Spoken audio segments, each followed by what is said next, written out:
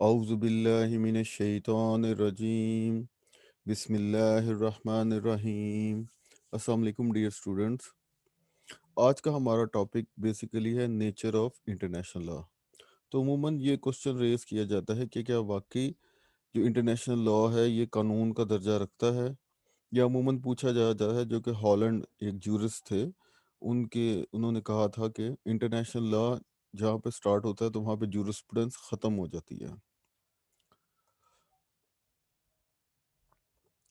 تو بیٹا آلدو کی جو قوانین ہیں یا ضوابط ہیں یا اصول ہیں جن کے مجموعے کو انٹرنیشنل لا کہا جاتا ہے، جن کو سٹیٹس جو ہیں، ریاستیں آپس میں جو تعلقات میں آبزرو کرتی ہیں، تو تقریباً 2 صدیوں سے زیادہ کا عرصہ ہو گیا ہوا ہے کہ ان کو انٹرنیشنل لا کا خطاب دیا جاتا ہے۔ لیکن اس کے باوجود کچھ جورس جو ہیں جو کہ ایون انٹرنیشنل لا کی ٹرم یوز کرتے ہیں، تو وہ یہ سوال اٹھاتے ہیں کہ کیا واقعی انٹرنیشنل لا قانون کا درجہ رکھتا ہے کہ یا نہیں رکھتا ہے۔ تو ان کا ویو یہ ہے کہ یہ درجہ قانون کا نہیں رکھتا ہے، بلکہ یہ صرف موریلٹی یا اخلاقیات کا ایک کوڈ ہے، تو جس کے کوئی لیگل سینکٹیٹی نہیں ہے۔ لیکن دوسری طرف ہمیں اور جورس بھی ملتے ہیں جو کہ کہتے ہیں کہ یہ جس طرح سے ریاست کے قوانین اپنے شہریوں کے اوپر قابل عمل یا ان کی پابندی لازم ہوتی ہے، تو اسی طرح سے انٹرنیشنل لا بھی قانون کا درجہ ہی رکھتا ہے اور سٹیٹس جو ہیں وہ ان کی پابندی لازم رکھتی ہے۔ تو یہ انٹرنیشنل لا ہے یا نہیں ہے، اس نظریاتی بحث کا تعلق بھی بنتا ہے کہ قانون کی کون سی ڈیفینیشن آپ استعمال کرتے ہیں۔ تو اس کی نظر میں جو ایلیمنٹس ہوں گے لا کے، اگر تو وہ پائے جاتے ہیں انٹرنیشنل لا میں تو اسے پھر قانون سمجھا جائے گا، اگر وہ نہیں پائے جاتے تو قانون نہیں سمجھا جائے گا۔ تو پازیٹیو سکول ہے یا جو انالیٹیکل سکول تھاٹ ہے جو امپیریٹیو تھیوری آف لا کے اوپر، جو کہ آسٹن نے ڈیفینیشن دی تھی جسے کمانڈ تھیوری بھی کہتے ہیں۔ تو اس میں ہوبز ہے، بینتھم ہے، پفنڈورف ہے۔ تو ان کے بقول تو انٹرنیشنل لا کا درجہ نہیں رکھتا ہے، کیونکہ ریاستوں کے اوپر اس کی پابندی کرنا قانونی طور پر لازم نہیں ہے۔ کیونکہ آسٹن نے جو لا کی ڈیفینیشن دی ہے اس کے مطابق جو ساورن ہے اس کی کمانڈ کو قانون کہتے ہیں، اور اس کی اگر پابندی نہیں کی جائے گی یا اس کی وائلیشن کی جائے گی تو اس کے نتیجے میں پھر ایک کمانڈ اس کے اوپر پابندی لگا سکتی ہے یا سزائیں دے سکتی ہے۔ تو دوسرے الفاظ میں 2 طرح کے اس کے ایلیمنٹ ہو گئے۔ پہلا تو جناب کیونکہ اب تو وہ ساورن مونارک کی صورت میں نہیں ہے بلکہ آپ کا لیجسلیٹو ادارہ ہے، قانون مقننہ ہوتی ہے، تو وہ اس کی طرف سے کہ جو رولز آف کانڈکٹ ہے اس کے لحاظ سے کوئی مقننہ موجود ہے جس نے وہ قانون سازی کی ہے، اور پیچھے اس کے پھر ایک فزیکل پاور بھی ہے جس کے نتیجے میں اس پر سزائیں دی جا سکتی ہے انفورسمنٹ کے، اگر کوئی اس پر عمل نہیں کرتا۔ تو اس طرح سے آسٹن نے ان قوانین کو 2 صورتوں میں تقسیم کیا ہے، پراپر لا اور امپراپر لا۔ تو پراپر لا تو وہی ہو گیا جس میں یہ دونوں ایلیمنٹ ہے کہ ساورن ہے یا لیجسلیٹو باڈی ہے جس نے قانون سازی کی ہے، اور اس قانون سازی پر عمل درآمد کا کہنے کے لیے فزیکل پاور بھی موجود ہے۔ لیکن جو امپراپر لا ہے اس کو وہ لا آف موریلٹی کہتے ہیں، کہ آلدو اخلاقیات کے یہ اصول و ضوابط ہیں لیکن ان کی پابندی کرنا لازم نہیں ہے۔ کیوں؟ کیونکہ پیچھے پھر فزیکل سینکشن یا فزیکل فورس موجود نہیں ہے in case of their violation. Improper law کو بھی آسٹن نے 2 ٹائپس میں تقسیم کیا ہے، laws by analogy and laws by metaphor.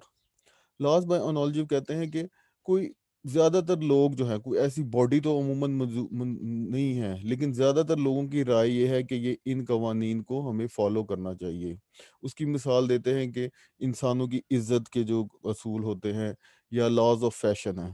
Laws of metaphor وہ کہتے ہیں کہ جتنی سائنسی حقیقتیں ہیں، جس طرح گریویٹیشنل پل ہے جس کے نتیجے میں چاند زمین کے گرد، زمین چاند کے گرد، اور سیارے اپنے اپنے مدار میں حرکت کر رہے ہیں، تو وہ تمام کے تمام لاز بائی میٹافور میں آ جاتے ہیں۔ تو اس کو وہ کہتے ہیں کہ آلدو یہ لگتے تو ہیں امپراپر لا کہ یہ پراپر لا کی صورت میں ہے، لیکن یہ صرف رائے یا جذبات ہوتے ہیں جو کہ انسان انہیں محسوس کرتے ہیں، یا ان کی رائے ہوتی ہے کہ ان پر عمل کرنا چاہیے، لیکن پابندی لازم نہیں ہوتی ہے۔ تو इंटरनेशनल लॉ के कवानीन, क्योंकि जो पॉजिटिव आपने लास्ट लेक्चर में देख लिया है कि वो कंसेंट थ्योरी के ऊपर है, तो जब कंसेंट जहाँ पे आ जाए, तो जो रियासत नहीं मानती उसूलों को या जो कौम नहीं मानती, तो फिर वो राय का दर्जा ही रख लेते हैं या जज्बात का, तो उन पर पाबंदी लाजम नहीं है। फिर इसके साथ साथ अगर हम इंटरनेशनल कम्युनिटी में देखें, तो कोई हमें ऐसा सॉवरन लेजिस्लेटिव अथॉरिटी नज़र नहीं आती है कि जो जिसका कानून अगर वो कोई बना दे तो वो सब पर पाबंदी उसकी लाजम है, और उसकी खिलाफ वर्जी करने पर उनको फिर सज़ा दी जा सकती है। साथ ही साथ एग्जेक्टिव का जिस तरह से इदारा है, जिसे इन्फोर्समेंट एजेंसी कहते हैं, तो इंटरनेशनल कानून में बॉडी इसका कोई हमें कॉन्सेप्ट नहीं मिलता, इसलिए ऑस्टन ने इसको पॉजिटिव इंटरनेशनल मोरालिटी ही कहा गया है। वो पॉजिटिव का लफ्ज़ क्योंकि पॉजिटिविस्ट है, तो उनका मतलब है कि ऐसे कवानीन जो इन्फोर्सेबल हैं, या इनको मैन मेड लॉ भी आप कहते हैं। तो ऑस्टन के बकौल, क्योंकि तमाम की तमाम जो कम्युनिटी है उसके सिर्फ ज़मीर को ही ये अप्लाई करता है रूल ऑफ मोरालिटी, लेकिन इसके पीछे कोई फिजिकल सैंक्शन नहीं है, और साथ ही साथ कोई एक्सटर्नल पावर भी मौजूद नहीं है इन इम्प्रॉपर लॉज की सूरत में, तो दोनों जो एलिमेंट है इनको वो पूरा नहीं करते। ना ही कोई सॉवरन पॉलिटिकल अथॉरिटी है स्टेट्स के दरमियान में, और ना ही कोई ऐसा एग्जेक्टिव गवर्नमेंट का इदारा है जो इसमें कर सकते हैं, और साथ ही साथ कोई अदालती शक्ल में कोई जुडिशल ऑर्गेनाइजेशन भी मौजूद नहीं है। तो पॉजिटिविस्ट या ऑस्टन के मुताबिक जो इंटरनेशनल लॉ है ये प्रॉपर लॉ का दर्जा नहीं रखता। तो इस बात को जो vanishing point of jurisprudence declare किया गया था इंटरनेशनल लॉ को, तो हॉलैंड ने अपनी एक किताब में लिखी थी द एलिमेंट्स ऑफ जूरिस्प्रूडेंस, उसके 13 एडिशन में उन्होंने ये जिक्र किया था। अब वैनिशिंग पॉइंट ये क्यों कहते हैं, तो बेटा आपने मैथमेटिक्स में थ्योरम पढ़ा होगा कि to parallel lines never meet, even if they meet at the infinity. कि बाहर लगता तो है कि पैरेलल लाइन सीधा चल रहे हैं, दूर से हम देखें ना जहाँ पे हमारी हदूद ख़त्म हो जाती है वहाँ पे लगता है कि जाके शायद ये मिल जाती हों, लेकिन एक्चुअली में ये कभी भी, अगर प्लेन सेम है तो कभी भी ये मिल नहीं सकती। ये जुदागाना हैसियत रखती हैं और एक दूसरे से अलहदा हैं, मौजूद तो है। तो अगर कहा जाए तो ये मिलती हैं तो शायद किसी इन्फिनिट पॉइंट के ऊपर मिल सकती हैं। तो हॉलैंड का यही व्यू था कि जहाँ पर इंटरनेशनल लॉ को कानूनी दर्जा रखा जाए तो वहाँ पे समझे जूरिस्प्रूडेंस के असूल जो है वो ख़त्म हो चुके हुए हैं। अब उन्होंने वही असूल ये बयान किए गए हैं हॉलैंड की तरफ से, जो उन्होंने रीजंस दिए हैं कि पहले तो इन पे आपस में अगर कोई इनमें तनाज़ात खड़ा हो जाए तो उसके लिए कोई आर्बाइटर या अदालत मौजूद नहीं है, सिर्फ अवामी राय ही है। ठीक है, जो कि उन डिस्प्यूटेड पार्टीज को मजबूर कर सकती है कि जनाब आप आपस में मिलजुल कर अपने इस तनाज़े का हल करें। लेकिन अगर हम समझे कि वाकई कोई इंटरनेशनल लॉ या इंटरनेशनल कम्युनिटी मौजूद है, तो इंटरनेशनल लॉ का अगर दर्जा हासिल कर लेगा तो वो बिल्कुल ऐसे ही भी समझा जाएगा कि एक इंटरनेशनल फेडरल गवर्नमेंट है, जिसके जो बुनियादी इकाइयां हैं वो अल्टीमेटली स्टेट्स हैं। तो वो इंटरनेशनल लॉ फिर उसकी बात ही खत्म हो जाएगी, फिर हम supreme federal government of the world का खिताब उसे दे सकते हैं, लेकिन उसको इंटरनेशनल लॉ नहीं कह सकते। तो उन्हीं के हॉलैंड के मुताबिक फिर इसे लॉ बाय कर्टिसी ही कहेंगे। ठीक है, कोई लीगल सैंक्शन उसकी मौजूद नहीं है, बल्कि लोग दूसरों के ऊपर ग्रेसफुली या उन पे एहसान करते हुए उन उसूलों को मानेंगे, लेकिन जो उनके तहत ड्यूटीज या राइट्स अराइज हो रही हैं उनको प्रॉपरली इन्फोर्स लीगल लॉज को जिस तरह कर सकते हैं उस तरह नहीं किया जा सकता। लेकिन साथ ही साथ बेटा इन असूलों के ऊपर जो ऑस्टन या पॉजिटिव स्कूल्स जो प्रोपोगेट करते हैं रीजंस या ग्राउंड्स, उनके ऊपर क्रिटिसिज्म भी आई हैं, स्पेशली जो स्कूल ऑफ थॉट है सोशियोलॉजिकल, लीगल रियलिज्म और हिस्टोरिकल स्कूल। यहाँ पे सिर्फ हिस्टोरिकल स्कूल की कुछ क्रिटिसिज्म बयान की गई हैं कि जब ऑस्टन जिक्र करता है कानून के सोर्सेज का, तो वो जिक्र करता है पॉजिटिव लॉ का, मैन मेड लॉ का, कि सॉवरन की कमांड है या लेजिस्लेटिव अथॉरिटी की कमांड है सिर्फ। लेकिन हम हिस्टोरिकली अगर देखें तो ये जो स्टैच्यूट्स या लेजिस्लेशन या कमांड सॉवरन के आने से पहले जो लोगों में जो असूल राय थे, कवानीन राय थे, वो लिखे हुए नहीं थे, बल्कि वो उनकी प्रैक्टिसेस या यूजेजेस थी, जो कि बाद में रवाज या कस्टम का दर्जा उन्होंने हासिल कर लिया और लोग उन पर पाबंदी करना लाजम तसव्वुर करते थे। जैसा जूरिस्ट है सैमिनी है और सर हेनरी मेन है, तो उन्होंने उनके मुताबिक जो آسٹن کا ویو ہے یہ بالکل ہی غیر حقیقی ہے ہسٹری کے لحاظ سے اگر ہم انہیں دیکھیں، کیونکہ ہسٹوریکلی کسٹم اور یوزز جو تھے ان کا بھی درجہ ایسی تھا جیسے قانون کے اصولوں کا ہے. تو ہر جگہ پر جہاں پہ ریٹن لا پہلے موجود نہیں تھا تو وہاں پہ یہ ان ریٹن شکل میں موجود ہوتے تھے. پھر دوسرے پہ وہ کرٹیسائز کرتے ہیں جو دوسرا ایلیمنٹ ہے آسٹن کا، کہ سینکشن فورس ہونا ضروری ہے. تو کہتے ہیں کہ نہیں، کچھ ایسی کمیونٹیز موجود ہیں جو کو قانون کو انہوں نے انر موریلٹی کا درجہ دیا گیا ہے، کہ بے شک وہ اصول کے پیچھے کوئی مقننہ موجود نہیں ہے لیکن اس کو وہ پھر بھی فالو کرتے ہیں. اس کے پیچھے مین کے مطابق کہ ان قوانین یا اصولوں کی پابندی کسی خوف یا ڈر کی وجہ سے نہیں کی جاتی، بلکہ یہ ان کمیونٹیز گروہوں کی ہیبٹ ہے اور ان کی پریکٹس ہے جس کی وجہ سے ان پر پابندی نہیں کرتے ہیں. اور ساتھ ہی ساتھ یہ گراؤنڈ بھی دی جاتی ہے کہ کوئی بھی معاشرہ صرف ڈر خوف کی بنیاد کے اوپر قائم زیادہ دیر تک نہیں رہ سکتا. کچھ دیر تک تو وہ قائم رہ سکتا ہے لیکن اگر پرولونگ پیریڈ آف ٹائم تک وہ قائم نہیں رہ سکتا. تو جتنے بھی لیگل سسٹم دنیا میں موجود رہے ہیں تو ان میں لوگوں میں رضاکارانہ طور پر ان قوانین کا پابندی کرنے کا جذبہ موجود تھا، تبھی وہ برقرار رہے ہیں.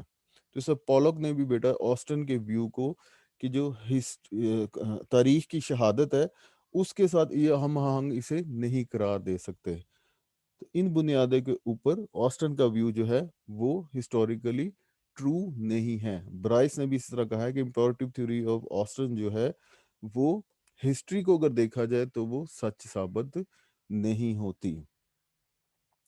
کیونکہ ایک گراؤنڈ یہ بھی دی جاتی ہے کہ اگر ہم آسٹن کا ویو مان لیں تو یہ اس کی بات کی کیا ایکسپلینیشن ہے کہ جو سٹیٹس ہیں انہوں نے جو اصول بنائے ہوئے ہیں، آلدو تو انٹرنیشنل لیول پہ کوئی ساورن موجود نہیں ہے لیکن پھر بھی وہ ان کی پابندی کرتے ہیں.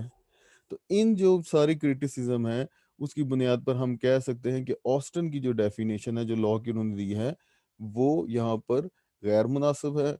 اور پازیٹیو موریلٹی جو انٹرنیشنل لا کو کہا گیا وہ درست نہیں ہے. پھر دوسری ڈیفینیشن ہمارے پاس ہے انٹرنیشنل جیورسٹ ہے اوپنہیم. وہ جب لا کو تعریف کرتے ہیں تو وہ کہتے ہیں کہ ہیومن کنڈکٹ کے ضوابط کا ایسا مجموعہ جو کہ کسی کمیونٹی کے درمیان موجود ہے اور اس کے لیے ان کی ایک مشترکہ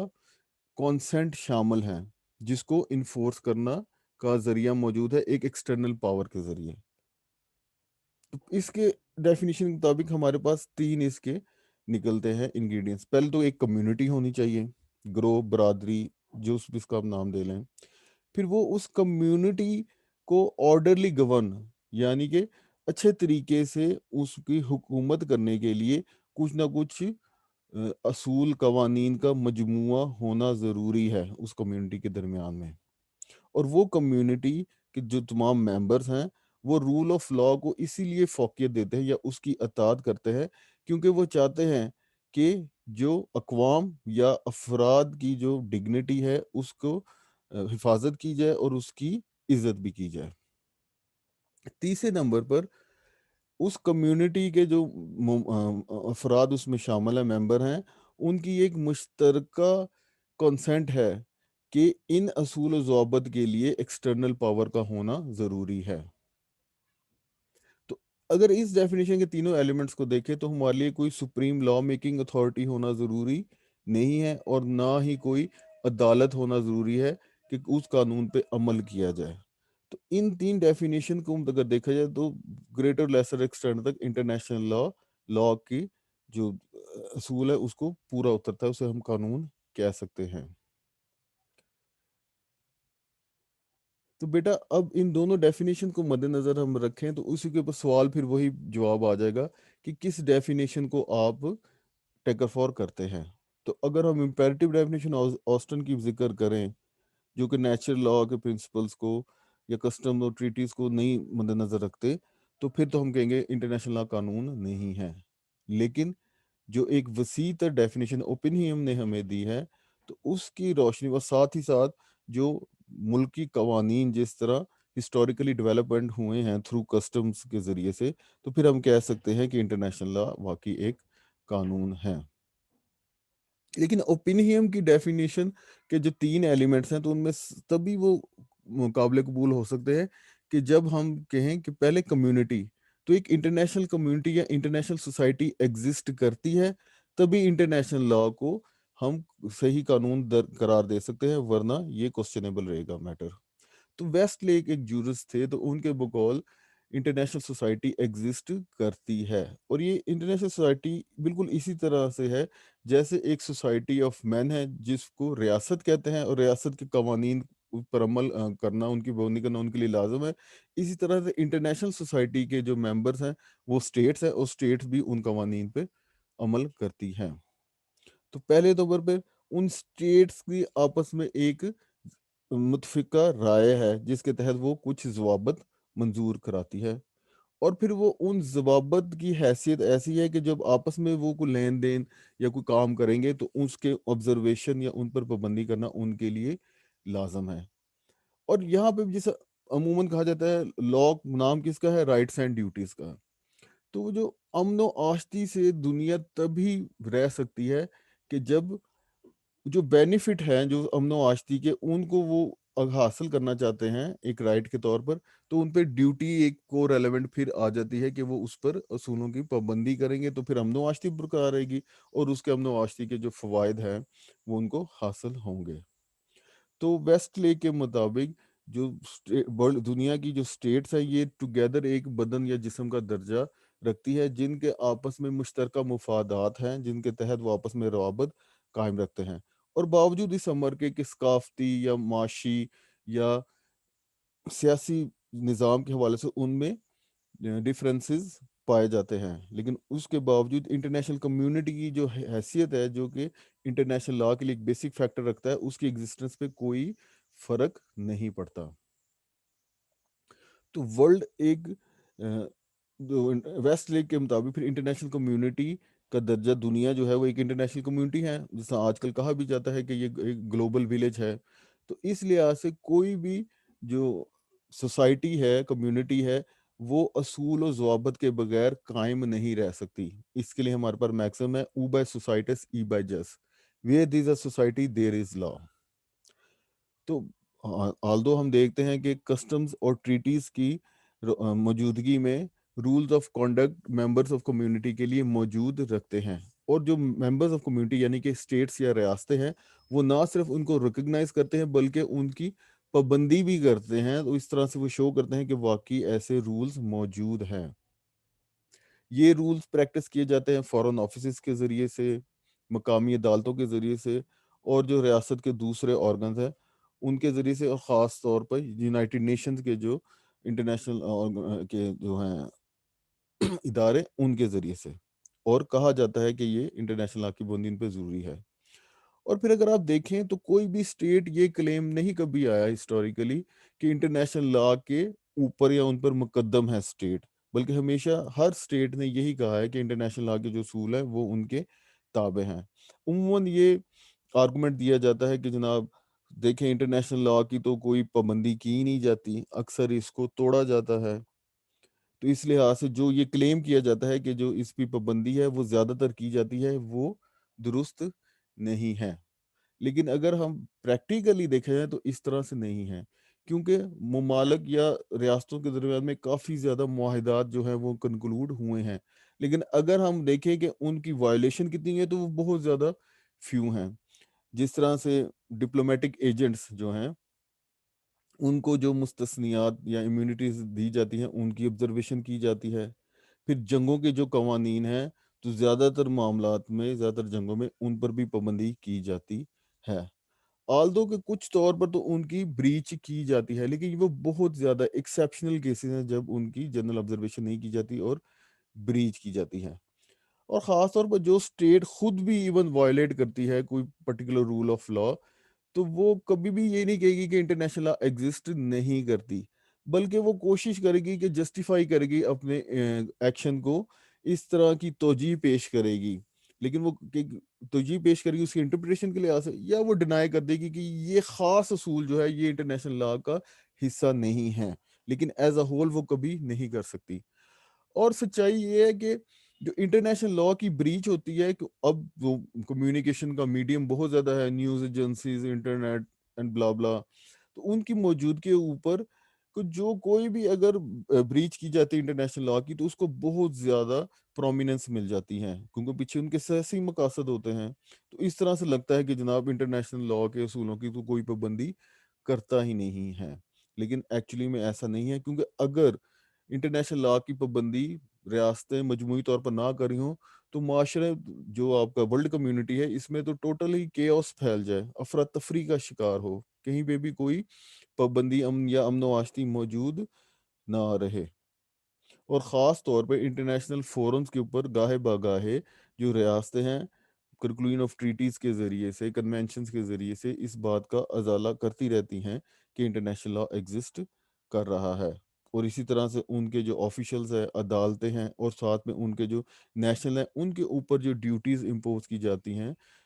وہ سب کے سب اس کی پابندی کی جاتی ہے۔ ایون یہ ہے کہ کچھ ممالک نے اپنے آئین میں، جن کے تحت وہ کریٹ ہوتے ہیں، کانسٹیٹیوٹ ہوتے ہیں، اس میں انہوں نے انٹرنیشنل لا کو قانون کا درجہ دیا ہوا ہے۔ مثال کے طور پر یو ایس کانسٹیٹیوشن ہے، اس کے آرٹیکل 6 کے پیرا 2 میں دیکھا جائے تو انہوں نے ٹریٹیز کو اپنا supreme law of the land یا part of the constitution declare کیا ہوا ہے۔ پھر کئی ملکوں کی جو عدالتیں ہیں ہائی لیول پہ، جو ایپیکس کورٹس ہیں، ان کے فیصلوں پہ ہمیں انٹرنیشنل لا کا جھلک ملتی ہے۔ جس طرح کہ پیکٹ ہبانا کیس تھا یو ایس سپریم کورٹ کا، تو جسٹس گرے نے لکھا تھا اس میں کہ انٹرنیشنل لا ہمارے قانونی نظام کا حصہ ہے، اس کو ہمیں جاننا چاہیے، اور جو بھی جورسڈکشن جس بھی عدالت کی ہو اس کو اس پر عمل کروانا چاہیے۔ پھر آپ دیکھیں گے یونٹی جو یو این چارٹر ہے وہ انٹرنیشنل لا کی لیگیلٹی کا بہت بڑا ثبوت ہے۔ Statute of International Court of Justice I C J ہے، تو اس کے آرٹیکل 38 میں آلریڈی ہمیں معلوم ہے کہ ادھر سورسز آف انٹرنیشنل لا کا موجودگی ہے، اور ساتھ ساتھ وہ بار بار کہا ذکر کیا جاتا ہے کہ انٹرنیشنل لا کی موجودگی میں ہی تنازعات کا حل نکالا جائے گا۔ تو یو این چارٹر میں، statute of International Court of justice میں، اور کانسٹیٹیوشن، اور ایون جو انٹرنیشنل آرگنائزیشن کی موجودگی میں ہم کہہ سکتے ہیں کہ انٹرنیشنل لا واقعی ایک قانون موجود ہے۔ تو رائٹر کے قول اگر ہم آسٹن کی ڈیفینیشن کو بھی اب موجودہ حالات میں دیکھیں، امپیریٹیو تھیوری کو، تو اس کے مطابق بھی انٹرنیشنل لا ایک قانون کا درجہ رکھتا ہے،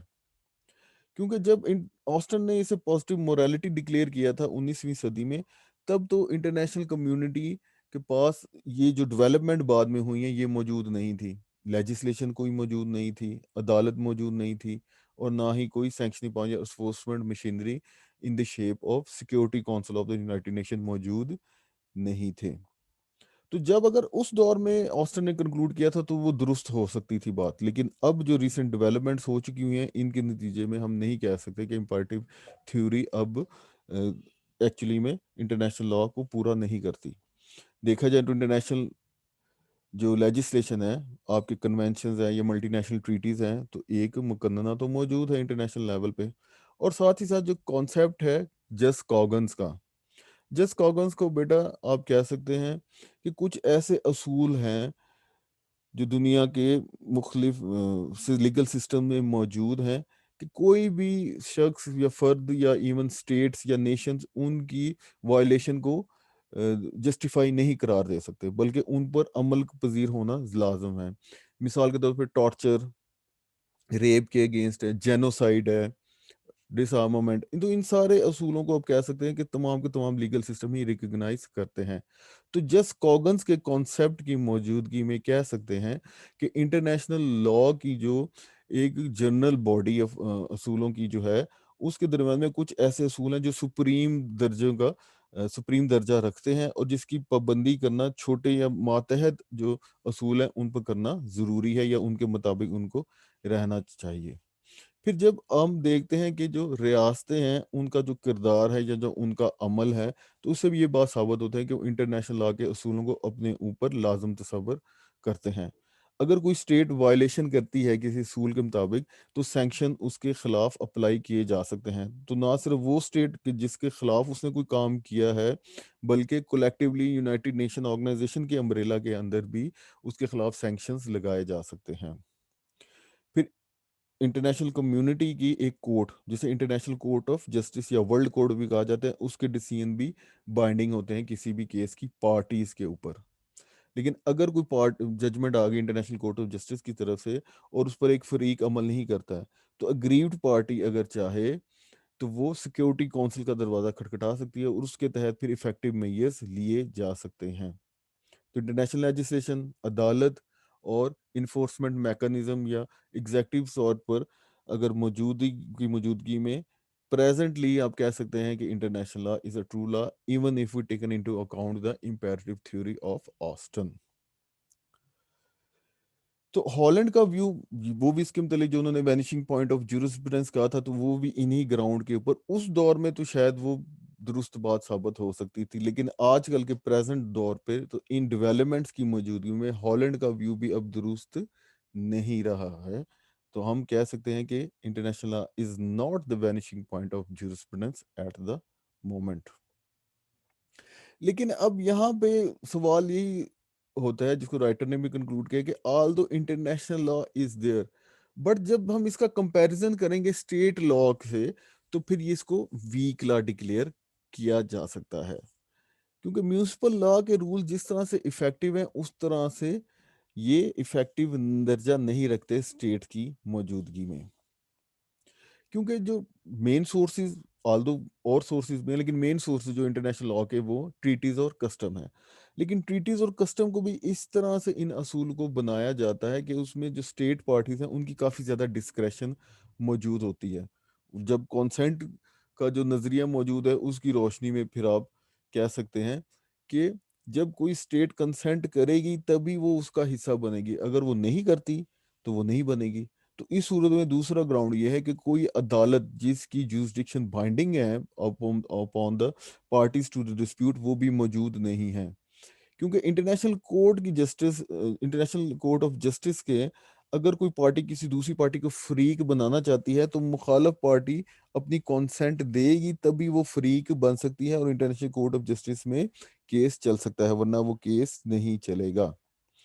फिर जो इन्फोर्समेंट मेजर्स हैं तीसरे नंबर पर इंटरनेशनल लॉ के, वो इतने ज़्यादा इफेक्टिव नहीं है, टू सम एक्सटेंड इफेक्टिव है, लेकिन जो म्यूनिसिपल लॉ के साथ अगर हम इसकी करेंगे तो फिर वो उधर इफेक्टिव इतने नहीं हैं, क्योंकि हमें ये तो पता है कि जब इंसान या फर्द स्टेट लॉ की वायलेशन करेगा तो उसको सजा होगी, लेकिन इंटरनेशनल में ये होना ज़रूरी नहीं है। International court of justice let's suppose party चली गई, मुखालफ चढ़ गई, उसके खिलाफ फैसला भी आ दिया, ठीक है, तो पहले तौर पर अगर वो अपनी विल शो नहीं करेगी तो वो अदालत की उसके ऊपर जुरिस्डिक्शन बाइंडिंग ही नहीं है। लेकिन वो अगर उसने कॉन्सेंट दे दी है लेकिन उसके बावजूद वो अगर इनकार करते, तो इंटरनेशनल कोर्ट ऑफ जस्टिस के पास पहले खुद से तो कोई इन्फोर्समेंट मैकेनिज्म मौजूद नहीं है, ठीक है। लेकिन अगर किसी सूरत में वो फिर सिक्योरिटी काउंसिल में भी चली जाती है, मुखालफ पार्टी जिसके हक में फैसला आया है, तो सिक्योरिटी काउंसिल खुद से ही एक सियासी इदारा है जिसमें जो उसके जो 5 परमानेंट मेंबर्स हैं उनके पास वीटो पावर है। तो वो वीटो पावर का सहारा लेते हुए, जो अगर सियासी तौर पर उसमें कोई भी ग्रेट पावर नहीं चाहती, तो उस फैसले पर अमल दरामद नहीं किया जा सकता। तो इसकी मिसालें आप देख सकते हैं कि यूनाइटेड नेशंस ने जब ग्रेनेडा की या इराक के ऊपर 2003 में जब हमला किया, तो उसके खिलाफ कोई नहीं एक्शन नहीं लिया जा सकता। इवन नेटो ने जब सर्बिया के खिलाफ जो काम किए थे तो उसके खिलाफ कोई फैसला नहीं लिया जा सकता, क्योंकि अदालत के पास एक पावर नहीं है, और अगर कोई हमारे पास एग्जेक्टिव मशीनरी है तो वो सिक्योरिटी काउंसिल है। तो वीटो पावर की मौजूदगी ऊपर उसके ऊपर नहीं लिया जा सकता, लेकिन हम कंप्लीटली तौर पर नहीं कह सकते कि एक्शन ऐसे नहीं लिए गए। तो जिस तरह कोरिया ने जब हमला किया था नॉर्थ कोरिया ने साउथ पे, तब वो मिलिट्री एक्शन के ऊपर फिर 1950 में सिक्योरिटी काउंसिल ने एक्शन लिया। इराक ने जब कुवैत पर कब्जा कर लिया था, 1991 की बात है, तब इराक पर भी फिर सिक्योरिटी काउंसिल की ही रेजोल्यूशन के नतीजे में फिर यूनाइटेड नेशन की जो फोर्सेस थे उन्होंने उन पर हमला किया था। फिर बेटा, ऑल्दो एक जो कॉन्सेप्ट है वो सेल्फ हेल्प का है, खुद मदद का, कि इंटरनेशनल लेवल पे जो अग्रीड पार्टी है जिसकी सलामती के ऊपर किसी दूसरे मुल्क ने हमला किया है, तो उसके पास सेल्फ हेल्प का है कि वो रिटेलिएशन में कोई भी कदम उठा सकती है। तो इन सेल्फ हेल्प के नाम पे ही जो طاقتور ریاستیں ہیں وہ عموماً جو ایون لا فیئر کے یا لاز وار جو موجود ہیں ان کی خلاف ورزی کرتے ہیں، اور وہ اپنے ہاتھ میں خود ہی سے لے لیتے ہیں اپنی رائٹ انفورسمنٹ، جو پریمٹیو دور میں ہوتا تھا کہ ہر شخص کے پاس جو جتنا طاقتور ہے تو وہ اپنا بدلہ بھی خود ہی لے لیتا تھا۔ تو اس لیے آج سے آل دو کہ یونائٹڈ نیشن نے اپنے چارٹر میں جو سیلف ہیلپ کا ایریا ہے اس کو کچھ حد تک کم کیا ہے، لیکن پھر بھی وہ اتنا افیکٹو نہیں ہے۔ پھر جو 5ویں نمبر پہ گراؤنڈ دی جاتی ہے انٹرنیشنل لا ویک ہے، جب ہم اسٹیٹ یا فیڈریشن کے دیکھیں تو اس کو جو فیڈریشن ملتی ہے، جیسے یونائٹڈ نیشنز کے sorry United States of America کے 50 یا 52 ریاستیں ہیں، پاکستان کے 4 صوبے ہیں، 5واں صوبہ بنانے کی کوشش کی جا رہی ہے، تو وہ جو ان کے کانسٹیٹیوئنٹس جو اسٹیٹس ہیں، صوبے ہیں، وہ ویک ہوتے ہیں، تو وہ ان کے ویکنیس کی وجہ سے پھر جو میونسپل لا ہے اس کو کافی زیادہ اس پر پھر فوقیت آتی ہے، اور وہ ان پر ان کی ایفیکیسی زیادہ ہے۔ لیکن انٹرنیشنل کمیونٹی میں ہم دیکھتے ہیں کہ ایک تو ہر اسٹیٹ یہ جو ساورن ہے اپنے طور پر، اور ان میں بھی کچھ کی پاور اتنی زیادہ نہیں اور کچھ کی کافی زیادہ اسٹرانگ اور انارمس پاور ہے، جس کی وجہ سے کچھ موقع کے اوپر پھر انٹرنیشنل لا کی آبزروینس کرنا، جس ویٹو پاور کا حق حاصل ہے 5 بڑی قوموں کو، ان کے خلاف پھر عمل کرانا بہت زیادہ مشکل ہو جاتا ہے۔ تو جب تک یہ خاص اور مل کر خود سے آپس میں ایسے رولز فریم نہ کریں کہ وہ تمام کے تمام یونٹس، تو پھر انٹرنیشنل لا کی پابندی کرنا بہت زیادہ مشکل ہو جاتا ہے۔ اس لیے اس کو انسٹیٹیوشنل سائڈ پہ ویک لا قرار دیا گیا ہے، کیونکہ کوئی لیجسلیچر موجود نہیں ہے، عدالت ایگزسٹ نہیں کرتی ہے، لیکن وہ صرف کنسنٹ آف دا پارٹیز کے اوپر بھی ڈپینڈ کرتی ہے، اور اپنے ایون فیصلوں کے انفورسمنٹ کے لیے ان کے پاس کوئی پاور نہیں ہے۔ تو کنکلوژن میں آپ کہہ سکتے ہیں کہ آل دو انٹرنیشنل لا موجود ہے لیکن ویک فارم میں موجود ہے۔ تو بیٹا کون کون سے سٹیپس ہیں، یقین ہمیں ریاستوں کو کیا کرنا چاہیے جس کی نتیجے میں انٹرنیشنل لا کو طاقت مل سکے؟ تو پہلے نمبر پہ فارمل انسٹیٹیوشن مارد وجود میں آنا چاہیے۔ تو ایک کانسیپٹ یہ بھی دیا جاتا ہے کہ جنرل اسمبلی ہے اس کو انٹرنیشنل لیجسلیٹو باڈی کا درجہ دے دیا جائے، اور اس کے صرف ریزولوشنز کی حد تک وہ نہ ہو، بلکہ وہ جو بھی وہاں پہ ایگری اپون ہو جائے میجورٹی کے ذریعے، تو اس کو قانون کا درجہ حاصل ہونا چاہیے۔ اسی طرح سے انٹرنیشنل کورٹ آف جسٹس ہے، تو اس کی جو جوسڈکشن ہے وہ بائنڈنگ قرار دے دیا جائے۔ تو اگر لیکن یہ تمام کے تمام حل جو موجود ہیں یہ تو پھر اسٹیٹس کے آپس کے نام ہے، کہ وہ آپس میں اگر کوئی تعاون کرتے ہیں اپنے مشترکہ سیلف انٹرسٹ اور نیسیسٹی کے ذریعے سے، کیونکہ جب رول آف لا کی حکمرانی ہوگی تبھی امن و آشتی ہوگی، اور امن و آشتی میں ہی پھر ریسورسز کا اچھا استعمال کرتے ہوئے ترقی کر سکتے ہیں، اور جو ہیومن رائٹس جتنے بھی لوگوں کے ہیں ان کی پروٹیکشن اور ان کی اویلیبل ہو سکتے ہیں۔ تو انٹرنیشنل سوسائٹی ہے وہ زیادہ تر آج کل کے دور میں تو کافی زیادہ آپ دیکھتے ہیں گلوبل ولیج بن چکا ہوا ہے، کوئی بھی ریاست ہے وہ کسی دوسری ریاست کے بغیر برقرار ہی نہیں رہ سکتی۔ کوئی دیکھا جائے تو ٹیکنالوجی میں کوئی زیادہ آگے ہیں، کوئی ریسورسز میں زیادہ آگے ہیں، کوئی ایگریکلچرل سوسائٹی کے بیس کے اوپر کوئی زیادہ آگے ہیں، تو سب کا آپس میں تعلق رابطہ قائم رہنا ضروری ہے۔ تو اس خیال میں جورس کے بقول پاورفل اسٹیٹس کو اس طرف کوئی فیصلہ لینا چاہیے، اور ساتھ ہی ساتھ جو لیس پاورفل اسٹیٹس ہیں ان کی بھی کافی زیادہ ڈیپینڈنس ہے انٹرنیشنل لا کے اوپر، تو اس لیے ان کو کافی زیادہ آواز اٹھانی چاہیے کہ جناب ایک اسٹرانگ ورلڈ آرڈر دنیا میں موجود ہو اور انٹرنیشنل لا کو اسٹرانگر اور افیکٹو بنایا جائے۔ تو اس سلسلے میں کنکلوژن میں ہم دیکھتے ہیں کہ یونائٹڈ نیشنز نے بھی ایک کوشش کی تھی، اور 1989 میں ایک جنرل اسمبلی نے ریزولوشن پاس کی کہ انٹرنیشنل لا کو حوالے سے انہوں نے ایک ڈیکیڈ دہائی انٹرنیشنل لا کی دہائی کے طور پر منایا 1990 کو 1999 کے تحت، اور اس پھر ریزولوشن میں 4 مقاصد ڈکلیئر کیے تھے انہوں نے۔ پہلے تو ہے کہ انٹرنیشنل لا کے جو اصول و ضوابط ہیں ان کی پروموشن کی جائے، کہ دنیا یا جو اقوام ہے وہ ان کو مانیں اور ان کی پھر عزت کریں، یعنی کہ ان کو آبزرو کریں، پابندی کریں۔ پھر اگر ریاستوں کے درمیان میں کوئی تنازعات اگر آ جاتے ہیں تو اس کے لیے پہلے طور پر کوئی پرامن طریقے سے ایسے میتھڈ موجود ہونے چاہیے جن کے ذریعے سے ان کا حل نکالا جا سکے، اور ساتھ ہی ساتھ انٹرنیشنل کورٹ آف جسٹس کی طرف رجوع کرنا سب کے لیے لازم ہو جائے، یا اس کی پروموشن کی جائے کہ کوئی بھی ہو تو تمام فریقین کو چاہیے کہ وہ آئی سی جے کی طرف اپنا رخ کریں۔ پھر انٹرنیشنل لا آل دو ٹریٹیز تو موجود ہیں، لیکن یونیورسل طور پر بائنڈنگ کوئی ایسا قانون موجود نہیں ہے، تو انٹرنیشنل لا کی اسی لیے کوڈیفیکیشن کرنا چاہیے اور پروگریسولی اس کو بڑھانا چاہیے، اور ساتھ ہی انٹرنیشنل لا کو لوگ پڑھیں، پڑھائیں، اور اس کا پوری دنیا میں دوسرے لوگوں کو آگاہی دی جائے۔ اسی طرح سے پھر جو انٹرنیشنل لا کی وائڈر اپریسیشن دنیا میں موجود ہو سکتی ہے، اور ان ایکٹیویٹیز کے نتیجے میں اوبیسلی کافی زیادہ فرق پڑا ہے۔ تو بیٹا یہ تھا آج کا لیکچر، اس حوالے سے کوئی کوشچن ہے، کوئی بات سمجھ نہیں لگی، کوئی غلطی ہے، کوئی بات غلط کہہ دی گئی، تو اس کے بعد سے آپ کمنٹ سیکشن میں بھی بات کر سکتے ہیں، اور ہم انشاءاللہ اپنا سیشن بھی کریں گے۔ تھینک یو بیٹا، اللہ حافظ۔